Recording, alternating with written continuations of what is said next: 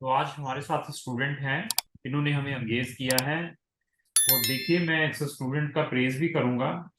अच्छी कंट्रीज में जाना है तो मैं बार बार यही वर्ड रिपीट करता हूँ कि contact us at least 1 year before या 6 मंथ बिफोर।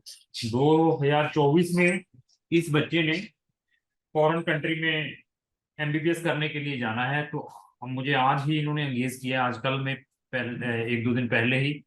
तो अभी इसको हम सारी की सारी गाइडेंस प्रोवाइड करेंगे कि अगर इन्होंने एमबीबीएस फॉरेन में करनी है या इनकी कोई स्पेसिफिक कंट्री है तो वहां पर क्या प्रिकॉशंस लेनी है। तो सबसे पहले सर, मैं आपका स्वागत करता हूं इस जूम मीटिंग में। मेरी तरफ से आपको नमन है, नमस्कार है। थैंक यू, नमस्ते। तो सबसे पहले मैं ये पूछूंगा कि आप रहने वाले कहाँ के हैं। मैं वेस्ट बंगाल से हूँ। वेस्ट बंगाल। तो अभी कहाँ हैं आप अभी। अभी मैं कोटा में हूँ अभी।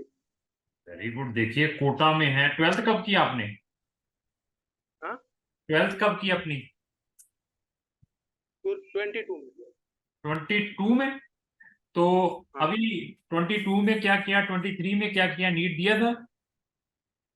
नहीं अभी नहीं दिया, मैं प्रिपरेशन कर नहीं, 22 में भी स्टार्ट नहीं किया दिया। अभी। 22 में भी नहीं दिया, नहीं, नहीं 23 दिया। में भी नहीं दिया, नहीं दिया। बीएससी है। नहीं दिया मैंने अभी। नहीं दिया। तो पेरेंट्स क्या करते हैं आपके। बिजनेस करते हैं। बिजनेस करते हैं। तो ट्वेल्थ में परसेंटेज कितने हैं आपके। 76। तो आई थिंक बंगाल बोर्ड है, वहां पर बायो भी है, मैथ भी होता है ट्वेल्थ में। स्टेट बोर्ड है आपका। हाँ, स्टेट बोर्ड है। स्टेट बोर्ड में ट्वेल्थ में बायो और मैथ भी होता है ना, साथ में ही होता है। ऑप्शनल था मैथ। अच्छा, ऑप्शनल ऑप्शन। सब्जेक्ट। ठीक ठीक ठीक। किसी भी तो हमारे बारे में कहाँ से पता चला आपको। वेबसाइट से पता चला था। कब से हमें फॉलो कर रहे हैं आप। अभी 1 मंथ हो गया फॉलो करते हुए। 1 मंथ हो चुका है। तो आप कभी हमें फिजिकली मिले हैं। नहीं, फिजिकली तो कभी नहीं मिले।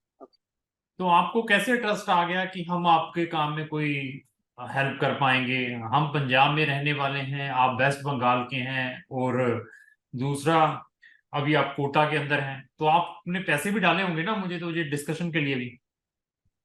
हाँ, तो ऐसे कैसे ट्रस्ट कर लिया आपने कि हम आपके काम में कुछ हेल्प कर पाएंगे। आपके बहुत केसेस आते हैं ना इसके। आई मेट के रिगार्डिंग बहुत सारे केसेस आते हैं आपके।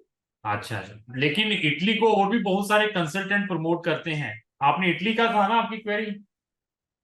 हाँ, लेकिन उनका फीस पहले होता है। क्या होता वीजा है। से पहले फीस होता है। अच्छा, फीस कितनी। वीजा से पहले आता है। कितनी फीस ले लेते हैं वीजा से पहले, वो कुछ आपने पता किया। हाँ, 1.5 लाख रुपए मांग रहे थे। हाँ, मैं आपको प्रेज करता हूँ कि आपने रिसर्च की है, लाखों रुपए घर वालों के बचाए हैं, अपना टाइम भी बचाया है।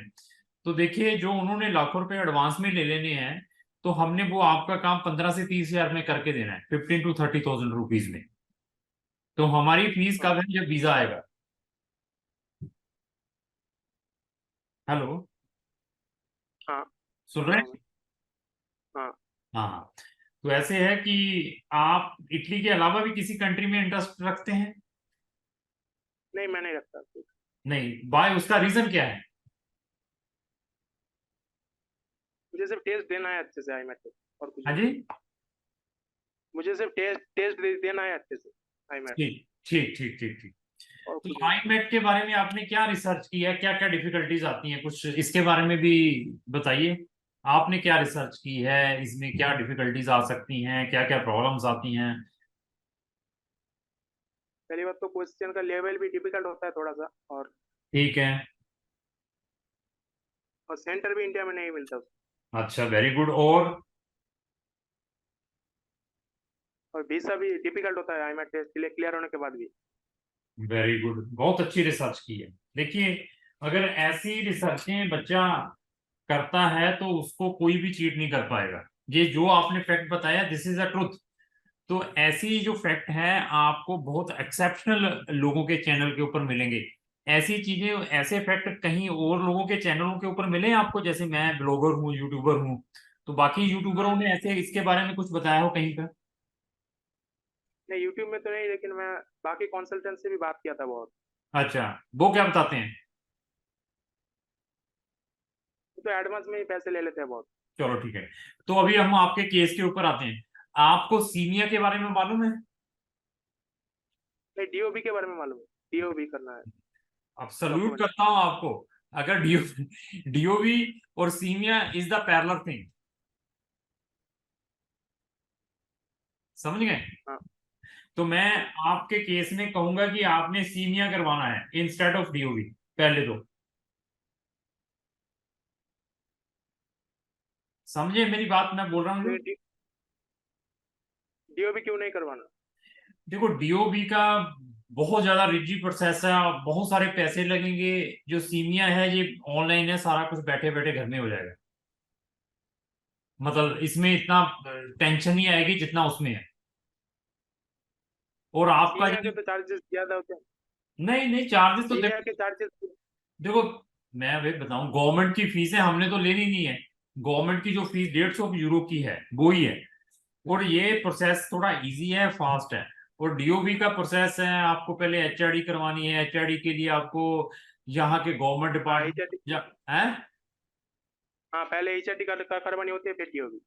हाँ, भाई, तो मुझे पता एचआरडी है। पहले पहले एचआरडी करवाएंगे।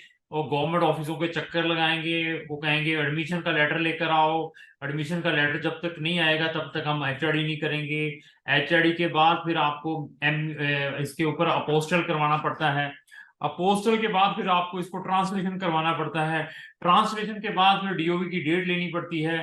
फिर दिल्ली के आपके या कलकत्ता के आपके 2-3 चक्कर लगेंगे। उसकी फीस भी लगेगी। तो ये सीमिया में क्या है कि online we will process each and everything. Maybe आपका जो स्कूल है, जो आपका बोर्ड है, वहां से ऑनलाइन ट्रांसक्रिप्ट भेजने पड़ेंगे। ये हो सकता है, इसके अलावा कोई तकलीफ नहीं होती। और डॉक्यूमेंट लाइफ टाइम तक वैलिड रहता है। हाँ, समझ मैं गया। मैं देखो, मैं ये चाहता हूँ कि जिसमें आपको कन्वीनियंट हो, फास्ट हो। हम्म। ठीक है, एक तो ये हो गया। दूसरा अभी आते हैं फंड्स के ऊपर भी, क्योंकि टेस्ट भी क्लियर कर दिया, सारा कुछ कर दिया। फंड्स दिखाने हाँ, पड़ते हैं आपको। 30 लाख दिखाने पड़ते हैं ना, 30 लाख। हाँ, तो वो है ना आपके 30 पास? लाख दिखाना। हाँ, 5 तो हो जाएगा सब इसमें। फिर टेंशन लेने का नहीं है। हमारी कोशिश यही रहेगी कि हम दिल्ली के अंदर ही सेंटर करवाने की कोशिश करें। लेकिन आपका कॉपरेशन बहुत जरूरी है। अगर आपका कॉपरेशन नहीं है तो तब नहीं हो पाएगा। कॉपरेशन ये है कि मैं आपको बताऊं कि कल पोर्टल ओपन होने हैं। इस टाइम में और इस टाइम में आपने फ्री रहना है। जब भी पोर्टल ओपन होते हैं तो आपने अपने सिस्टम के ऊपर बैठना है, हमने भी अपने सिस्टम के ऊपर बैठना है, क्योंकि हमारे पास एक स्टूडेंट नहीं होता। 30-40 स्टूडेंट्स होते हैं, काम करने वाले 4-5 लोग हो सकते हैं।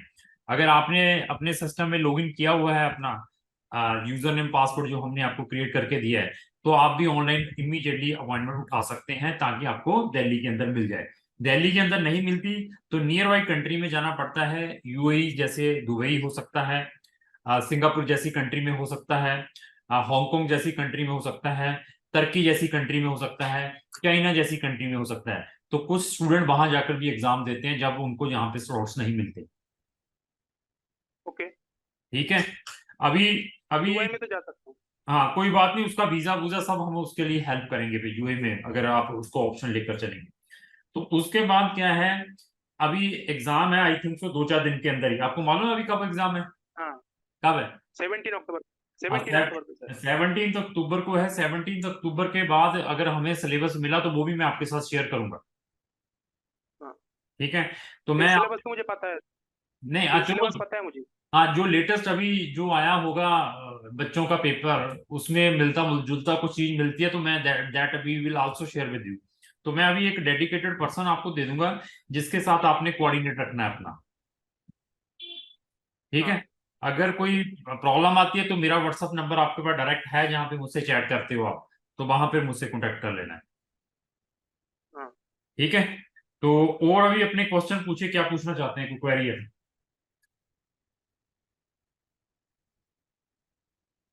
पूछिए।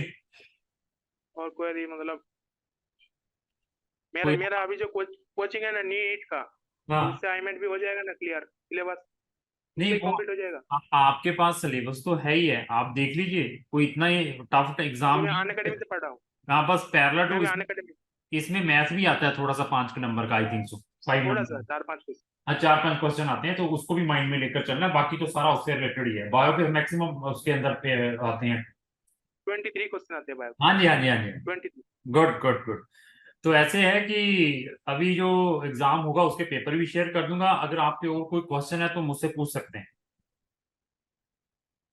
और कोई क्वेश्चन नहीं है, मैंने तो ऐसा फुल है कि रिसर्च मैं किया इसके बारे पब्लिक को और बच्चों को भी ये रिक्वेस्ट करता हूँ, जैसे ये बच्चा स्टूडेंट एक्टिव है, अपने कैरियर के टूवर्ड्स कोटा में भी कोचिंग ले रहा है, आईमेट की भी इसने काफी इंफॉर्मेशन गैदर की हुई है। तो हर एक स्टूडेंट को ऐसे एक्टिव होना पड़ेगा ताकि आप लोगों के लाखों रुपए बच सकते हैं, जैसे इसने अपने लाखों रुपए बचाए हैं, किसी गलत कंसल्टेंट के हाथों में भी केस नहीं दे दिया। तो दूसरा, अगर आपने एमबीबीएस के लिए यूरोप में जाना है, मेरे पास यूरोप की 16 कंट्रीज हैं जहां पर हम एमबीबीएस के लिए भेजते हैं। इवन आपने ट्राई करनी है, मैं इटली की जस्ट ट्राई कहता हूं जिसमें 2-4-5% चांसेस होते हैं, तो वो भी हम आपकी हेल्प करेंगे। आप दोनों ऑप्शन 15-20 हजार रुपये हमें देकर, इटली का प्लस अनदर शेंगन कंट्री में जाना है उसका भी ऑप्शन लेकर अप्लाई कर सकते हैं। ऐसे ऐसे ऑप्शन हमारे थ्रू मिल सकते हैं। MBBS in Italy, MBBS in Romania, इनके दोनों के लिंक भी मैंने अपने डिस्क्रिप्शन बॉक्स में लगा दिए हैं हमारी प्ले लिस्टों के, जिसके अंदर 200 से ज्यादा वीडियोस हैं। उन वीडियोस को वॉच करें, उसके बाद डिसीजन लें कि आपने कौन से कंसल्टेंट के थ्रू अपना जो केस है एमबीबीएस का प्रोसेस करना है। ठीक है भैया? तो अगर फिर भी कोई क्वेरी हाँ रहती है तो फिर मुझे कॉन्टेक्ट कर लेना। अगर आपने सीनिया करवाना होगा तो मेरा पर्सन आपको कॉन्टेक्ट कर लेगा। हाँ। ठीक है? और चलो, बाकी स्कॉलरशिप के डॉक्यूमेंट वो भी वो कुछ सारा प्रिपेयर करवाने हैं। स्कॉलरशिप के कोई डॉक्यूमेंट इतने वो नहीं है, वो सब कुछ हम हेल्प करेंगे, पहले इनमें प्रोसेस करवाएं ये सारा। This is very easy. ठीक है? ठीक है। हाँ। थैंक यू, धन्यवाद।